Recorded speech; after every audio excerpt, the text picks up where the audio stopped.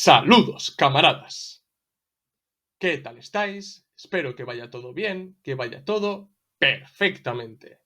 Actualmente vivimos en la sociedad del consumo, que es la máxima expresión del modo de producción capitalista. Este modelo social no ha existido siempre en el capitalismo, pero hoy su funcionamiento es más que evidente. Mucha gente sabe que vive en la sociedad del consumo, pero pocos se detienen a analizar los efectos sociales, culturales e incluso psicológicos de la sociedad del consumo sobre la ciudadanía. Yo os he hablado en más de una ocasión sobre la sociedad del consumo, pero en este vídeo quiero analizarla de manera materialista. Así que vamos con el vídeo, esto es Replaneta, ¡comenzamos!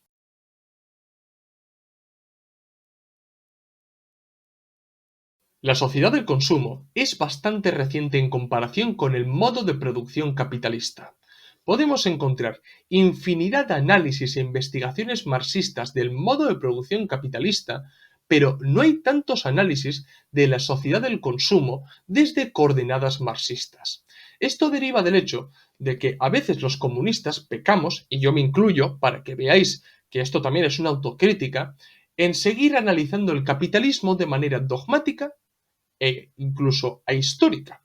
Es decir, seguimos analizando el capitalismo de Marx, Engels o Lenin, cuando lo que se trata es de analizar el capitalismo hoy, en su grado del desarrollo y con las fuerzas productivas que tenemos hoy y sobre todo con el modelo social que tenemos hoy, que es la sociedad del consumo. Si bien es cierto que lo que dijeron Marx, Engels, Lenin siguen vigentes, son útiles para entender el capitalismo, nuestra tarea hoy es recoger aquello, adaptarlo a las condiciones de hoy y poder dar una tesis superadora del capitalismo actual, pero que tenga en cuenta también en qué grado el desarrollo está y sobre todo el tipo de modelo social que tenemos hoy, que es la sociedad del consumo. Esta manera de analizar el capitalismo también se traduce en la visión que tienen ciertos comunistas respecto a los trabajadores, porque en el imaginario izquierdista dentro del comunismo se suele tener la mala manía de concebir a los trabajadores como los proletarios del siglo XIX o del siglo XX. Bien, y esto puede ser nefasto, porque incluso como dijo Aymeric Monville, concebir de esta manera a los trabajadores como si fueran los proletarios del siglo XIX o del siglo XX puede llegar a ocultar las nuevas formas de explotación y dominación capitalista. Bien, esta forma de concebir a los obreros no es nada nuevo. Por ejemplo, Herbert Marcuse dijo que los obreros se habían aburguesado. Bien, él tenía la concepción, cayó también en esa concepción de ver al obrero como el obrero del siglo XIX o del siglo XX, es decir, como el típico proletario. Bien, ¿qué es lo que ocurre? Que el trabajador, el obrero de la segunda mitad del siglo pasado, había mejorado sus condiciones de vida. Entonces, gente como Marcuse, bien, dijo que estos obreros se habían aburguesados. Bueno, concretamente, él lo que dijo fue que la clase obrera se había vendido por un plato de lentejas. Bien, pensar que la clase trabajadora se ha aburguesado porque se han mejorado sus condiciones de vida demuestra dos cosas. Uno, se niega que la lucha económica que se ha llevado durante décadas, bien, es decir, la lucha sindical, por ejemplo, que si bien Lenin ya recalcó los límites del economicismo y de la lucha sindical en el qué hacer, es verdad que la lucha económica, sobre todo en el centro imperialista, ha servido para que los obreros se apropien de una parte de la plusvalía, bien, y han obligado a la patronal, a la burguesía, a conceder ciertas concesiones a los trabajadores. Bien, por otro lado, también denota eurocentrismo, porque la mejora de las condiciones de vida de la clase trabajadora, sobre todo en Europa y Norteamérica, bien, se ha hecho a costa de la explotación del mal llamado tercer mundo. O sea, en realidad, la clase trabajadora del centro imperialista, con el tiempo, ha adquirido, como dijo Lenin, carácter de aristocracia obrera, pero eso se debe a la superexplotación que hay sobre la periferia del imperialismo. Bien, primero con el colonialismo y después con el neocolonialismo y el intercambio desigual.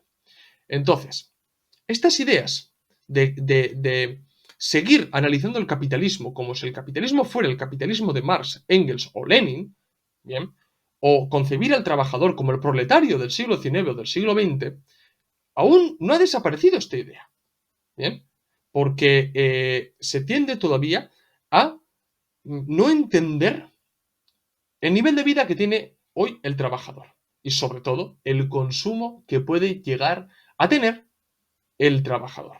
Bien, hoy en la actualidad vivimos un proceso en el que ese supuesto aburguesamiento del que hablaba Marcuse se está perdiendo. ¿Por qué se está perdiendo? Pues por la monopolización, por la delicada situación geopolítica y por la competencia laboral, que además a la competencia laboral ahora hay que sumarle la inmigración, que devalúa el precio de la fuerza de trabajo y además le da un carácter racial a la competencia laboral que otros ocultan el componente racial con lo étnico y lo cultural. Bien, Shlomo Sant ya decía que hoy lo étnico se utiliza para tapar lo racial. Es decir, ha sido un sustitutivo. Bien, entonces muchas veces que se habla de etnicismo o de etnias y culturas, muchas veces lo que subyace es lo racial. Pero ese no es el tema. Lo que quiero explicar, al fin y al cabo, es que al ver ahora a la clase trabajadora que pierde poder adquisitivo, que al capitalismo le es cada vez más difícil garantizar la reproducción de la fuerza de trabajo, y esto se ve en el hecho de que los jóvenes, por ejemplo, tienen cada vez más difícil formar familias o acceder a una vivienda, ¿bien? Eso impide la reproducción de la fuerza de trabajo, eso impide que se generen nuevas generaciones de trabajadores, ¿bien? Pues cuando se ve todo esto, se habla de proletarización, se habla de precariado, ¿bien? Cuando realmente no se está dando ni proletarización, al menos en la clase trabajadora, ni existe un precariado. Bien, lo que en realidad hay es una pérdida de la condición de aristocracia obrera y de una precarización enorme de la clase trabajadora. Eso es lo que hay. Los trabajadores del centro imperialista de Occidente, de Europa y de Norteamérica están perdiendo su condición de aristocracia obrera, esa posición privilegiada respecto a la periferia. La están perdiendo. Bien. Y eso no es un proceso de proletarización. Porque poner en primer plano el proceso de proletarización lo que esconde es no mencionar precisamente la condición que tenemos los trabajadores del primer mundo, pues la condición que tenemos de aristocracia obrera esconde eso. Bien. Donde hay proletarización de verdad es en la pequeña burguesía, porque debido a la monopolización, la pequeña burguesía no puede competir, cierra sus negocios, es decir, vende los medios de producción, ya no es dueño de los medios de producción y cae al lado de la clase trabajadora. Eso es el proceso de proletarización en verdad. Pero ¿cómo se puede llegar a la idea de la proletarización? Teniendo la concepción de que el estado normal del trabajador es el estado de proletario. Cuando hoy tenemos un modo de vida bastante más alto, ¿bien?, que el de los proletarios de hace 150 años. Entonces, el nuevo modelo social, que es la sociedad del consumo, se implantó para corresponder el grado del desarrollo del capitalismo con la necesidad que se tenía de consumir. Bien, y luego indagaré un poco más. Pero lo que sí tengo que decir ahora es que la sociedad del consumo arraigó sobre todo en Occidente. ¿Y por qué no en el resto del mundo? Bueno, por una razón evidente, y es que cuando la sociedad del consumo empezó a implantarse en Occidente, en Europa del Este, en Asia y demás, existían las repúblicas populares. Existía el bloque del Este, existía la República Popular de China y demás, y eso actuó a modo de dique de contención contra la sociedad del consumo. Pero hoy su expansión por el mundo es más que evidente. Bien, pero claro, alguno puede preguntar, bien, oye, estás hablando de la sociedad del consumo, pero ¿cuál era el modelo social anterior a la sociedad del consumo? La sociedad del esfuerzo y del ahorro. Este modelo social era más conservador en el sentido en el que el trabajo era un componente muy importante para la producción. La familia era un núcleo trascendental para garantizar la reproducción de la fuerza de trabajo. Y la patria o la nación era un elemento crucial para el desarrollo del mercado nacional, encubierto por el sentimiento nacional o la identidad nacional. Bien, en términos materialistas, este modelo social, la sociedad del esfuerzo y del ahorro, sirvió para consolidar el capitalismo en todo el mundo. ¿Bien? También sirvió para que la familia garantizara nuevas generaciones de trabajadores. Es decir, que hubiera una demografía más o menos regular para que no se tuviera que echar mano tanto de la inmigración, de la mano de obra barata. Bien, y también el sentimiento nacional, o la patria que he dicho antes, ayudó a fortalecer el mercado nacional y el Estado. Es decir, ese modelo social, la sociedad del esfuerzo y del ahorro, cumplió una función histórica, bien, que demandaba el capitalismo en ese momento. Y lógicamente, esa forma social correspondía a un determinado grado del desarrollo del capitalismo y a un correspondiente desarrollo de las fuerzas productivas. Bien, o sea, no se puede desligar los modelos sociales del grado del desarrollo del capitalismo. No se puede. Pero claro, este modelo social comenzó a ser una traba, una barrera para las fuerzas productivas. ¿Por qué? Porque cuando se desarrolló las fuerzas productivas, sobre todo después de la Segunda Guerra Mundial, la producción aumentó y con la producción aumentaron también las mercancías. Bien, la oferta de las mercancías que estaban a la venta. Ahora bien, las mercancías no se producen porque sí, se producen para que se vendan, para su consumo. El nivel del consumo en la sociedad del esfuerzo y del ahorro no era tan grande como en la sociedad del consumo.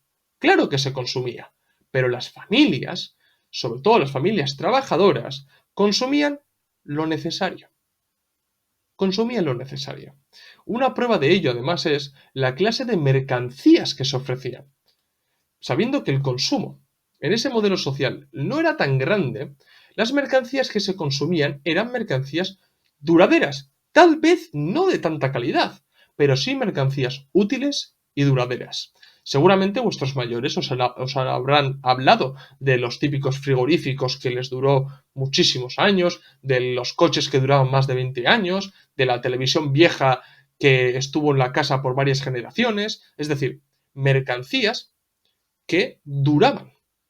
Pero eso venía condicionado por el poco nivel de consumo que había. Porque el consumo que se demandaba era consumo útil y duradero. Y, acorde a eso, era lo que se producía.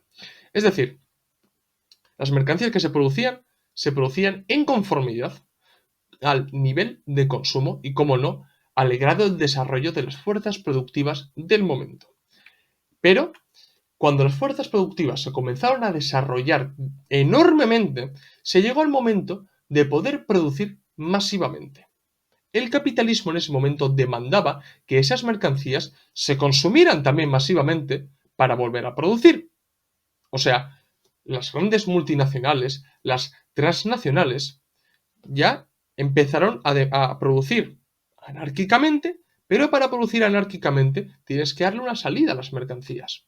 Entonces, si tú tienes un modelo social, que es el modelo social del esfuerzo y del ahorro, choca con esa nueva demanda que tiene el capitalismo, con la necesidad de sacar tantas mercancías, con la necesidad de consumir esas mercancías. Choca, supone una barrera. Tienes que cambiar ese modelo social. ¿Y cómo se cambia ese modelo social? Fomentando el consumo entre los ciudadanos. Y cuando se cambió el modelo social, también cambió la naturaleza de las mismas mercancías. Antes os he dicho que las mercancías que se producían eran mercancías útiles y duraderas. Ahora ya no eran duraderas. Y aquí entra, por ejemplo, la cuestión de la obsolescencia programada.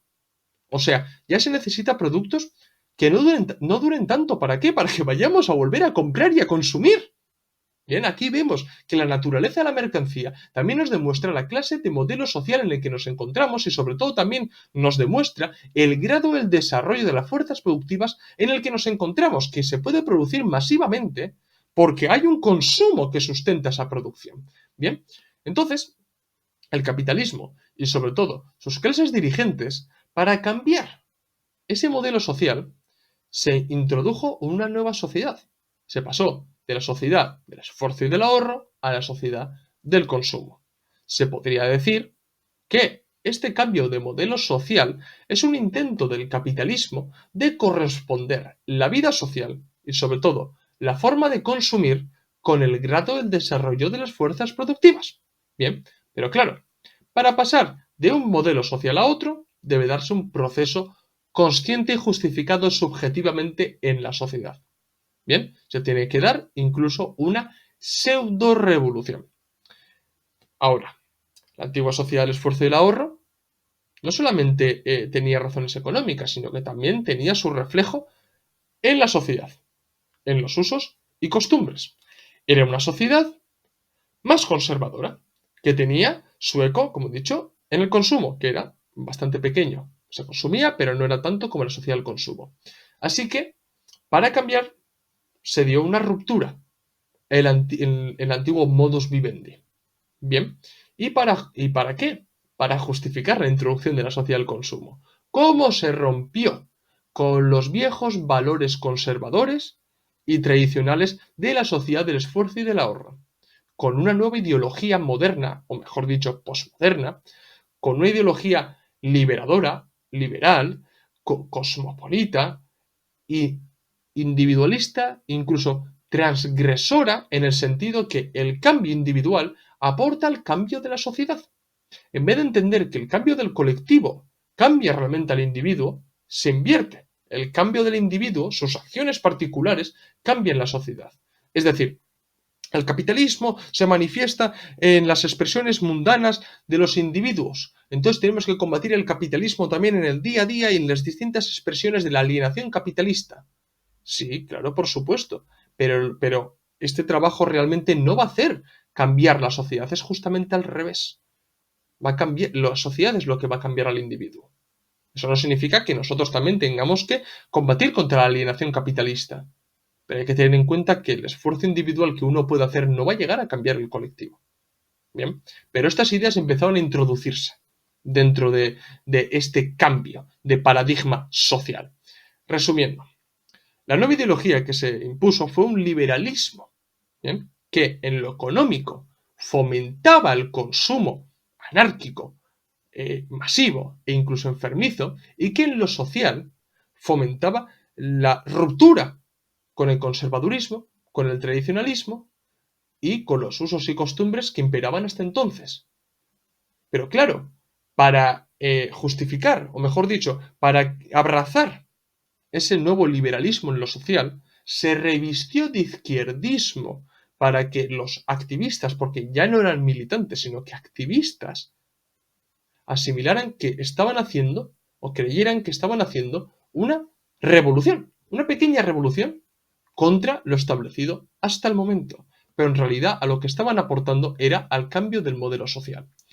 La mini revolución, por llamarlo de alguna manera, que permitió el cambio de la sociedad del esfuerzo y el ahorro a la sociedad del consumo fue el Mayo francés del 68 o los distintos movimientos de contracultura que se dieron en los Estados Unidos.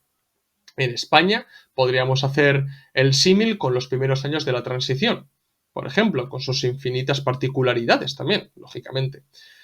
Pero la vanguardia, por alguna manera de decirlo también, de estas mini revoluciones fueron la mal llamada clase media, pero concretamente los hijos de la aristocracia obrera y de la pequeña burguesía venida menos. Los hijos de la aristocracia obrera y de la pequeña burguesía cada vez más precarizaba que se rebelaban contra lo establecido. Esa era la vanguardia de esa revolución, ese era el sujeto revolucionario que iba a traer ese cambio de modelo social.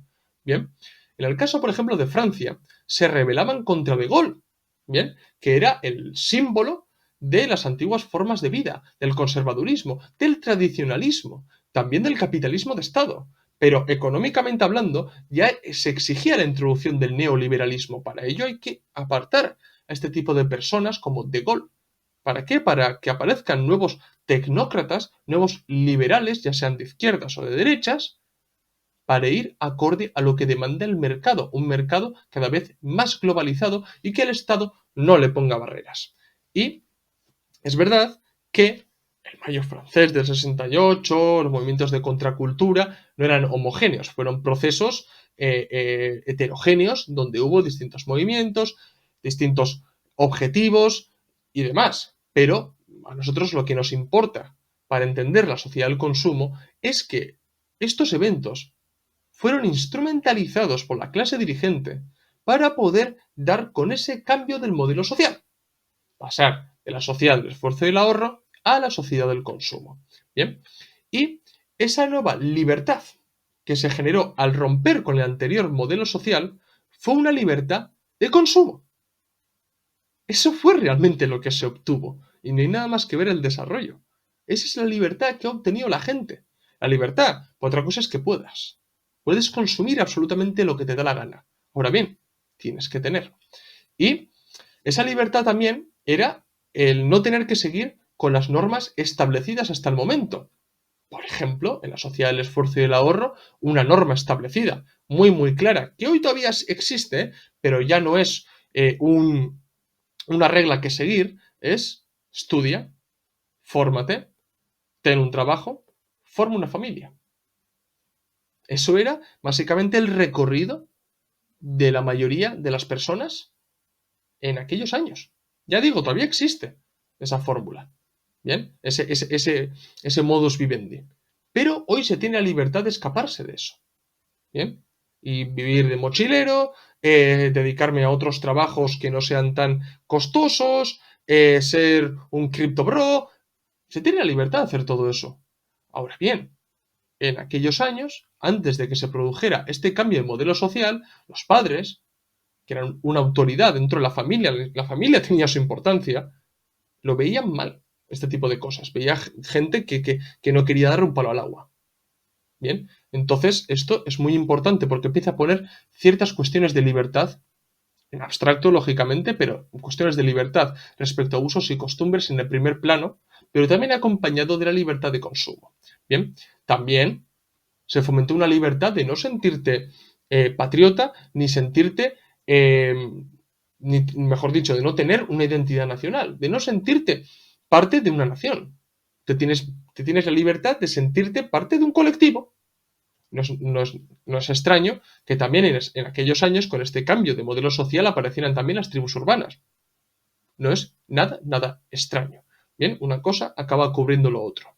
Bien, rompiendo la identidad nacional acaban generándose nuevas identidades que obligatoriamente, como ya dije en el vídeo sobre el comunismo no es woke, ya dije que lo woke es fuertemente identitario también.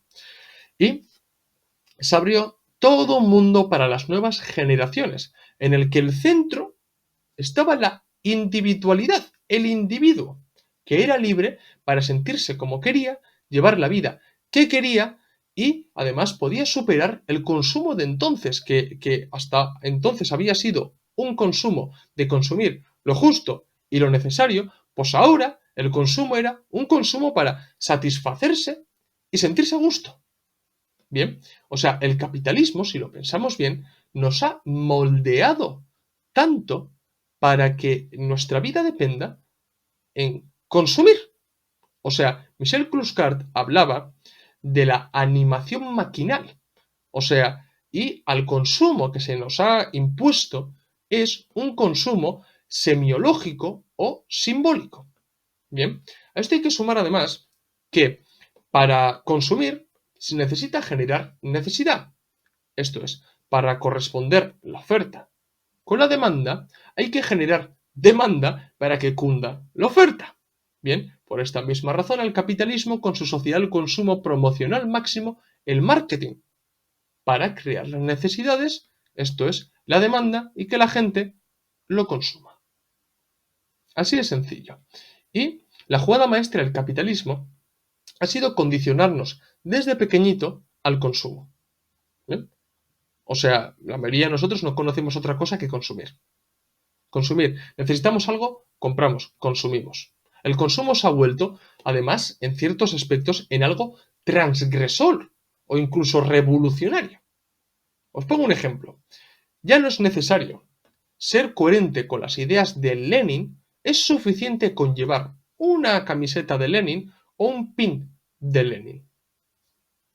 Ahí está que el consumo incluso sirve para aparentar, sirve para reflejar que somos parte de algo. O sea, es la jugada maestra del capitalismo, que ha puesto el consumo en el centro de todo, de todo. Bien, y Kluskar también hablaba del capitalismo de la seducción, en el que el capitalismo explota al máximo el deseo de la gente para transformarlo en deseo de posesión, que luego esto tiene infinidad de trasplantes a otros aspectos, por ejemplo, respecto a la mujer y demás. Pero lo que el capitalismo de la seducción ha hecho ha sido transformar ese deseo en deseo de posesión, ya sea para encajar, para destacar o para aparentar. Pero todo en posesión, porque para poseer en una sociedad del consumo hay que consumir. Y estás prácticamente amparando esa lógica capitalista. Produce, distribuye, compra, consume. Y así en ese ciclo. Además, esta sociedad del consumo es altamente represora, porque no eliminó la contradicción capital-trabajo, al contrario, lo ha acentuado, ha agudizado la lucha de clases. Pero, para amortiguar esa lucha de clases, lo relegó a segundo plano. ¿Por qué? Para poner en primer plano las luchas parciales, debido a que ese cambio que puso en el centro al individuo ya era lo importante. Realmente el individuo que forma parte de los colectivos se pone en el centro de la lucha. Por eso mismo se presta más atención a las luchas parciales que a la propia lucha de clases. Bien, cuando es más que necesario recuperar la lucha de clases en la sociedad del consumo. Bien, y no tanto la lucha de clases en un capitalismo abstracto, que es lo que he dicho al principio. Con el tiempo, estas ideas liberales en lo social han ido cogiendo forma, bien, y han sido perfeccionadas, por ejemplo, por otras corrientes políticas. ¿Cuáles? La Escuela de Frankfurt, el eurocomunismo, la ideología woke y demás. Además, la sociedad del consumo es totalitario, porque se ha llegado al momento de que la forma de vivir, de consumir y las ideas dominantes que se han impuesto en la sociedad del consumo no pueden ser criticadas. Porque si lo criticas, perteneces a la reacción y a aquellos que quieren volver a los antiguos tiempos del conservadurismo, la tradición y la patria. Es totalitario, porque además no podemos escapar, aunque queramos, no podemos, porque nuestra vida depende del consumo.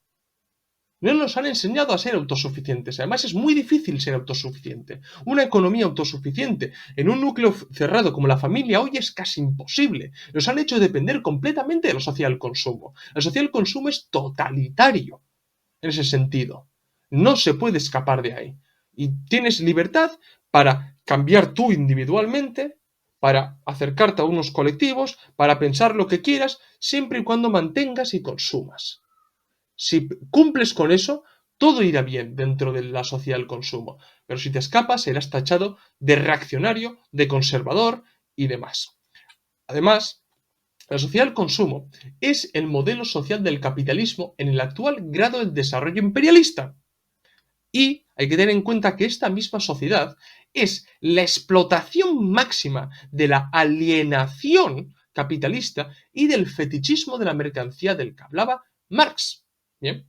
Y además, la sociedad del consumo, como ya nos lo advirtió Michel Kluskart, puede ser la antesala del nuevo fascismo, porque su reacción puede provocar el auge de estados cada vez más autoritarios y represores y la vuelta del chauvinismo. Por eso es muy importante tener en cuenta la sociedad del consumo y su juego de acción y reacción que puede traer una nueva oleada de fascistización.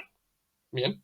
Y la ideología woke, por ejemplo, está aportando mucho a la vuelta de ese proceso de fascistización, que por cierto, con el desarrollo autoritario que están teniendo los estados y con el aumento de la represión y el militarismo, creo que es bastante evidente a lo que nos está llevando la sociedad del consumo. Así que, bueno, camaradas, espero que me hayáis entendido y espero que os haya gustado el vídeo. Si es así, dejadme un like, si sois nuevos, suscribíos al canal. Recordad que en la descripción del vídeo tenéis el enlace de PayPal para donarnos dinero, ayudarnos a crecer y que podamos seguir manteniendo el canal. También tenéis en la descripción del vídeo los enlaces de los documentos y libros que tenemos a la venta en Unroad y seguirnos en las redes sociales Twitter, Facebook, Instagram y TikTok, donde subimos nuevo contenido a diario o casi a diario. Esto es todo, nos vemos en el próximo vídeo.